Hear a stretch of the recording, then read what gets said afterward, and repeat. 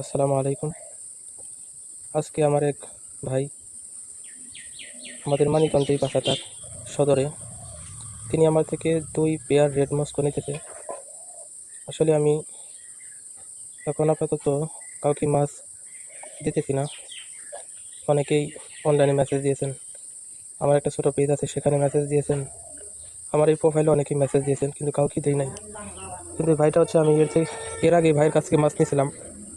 যাই হোক, এই ভাইটা আমার খুবই কাছের, এই জন্য এই ভাইকে 2 পেয়ার রেড মস্কো গাপ্পি দিতেছি। আজকে ডেলিভারি দেবো ইনশাল্লাহ।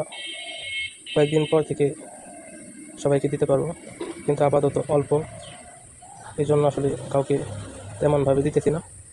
যদি কেউ বাড়ি চলে আসে তাকে তো আর না করতে পারি না, সেক্ষেত্রে দেখা যাচ্ছে তাকে দিতে হয়। এখন এটাকে আমি প্যাকিং করবো, সুন্দরভাবে প্যাকিং করে নিয়ে যেতে হবে। তো আমার বাসা থেকে মানিকগঞ্জ প্রায় 20 থেকে 30 মিনিট লাগে যাইতে।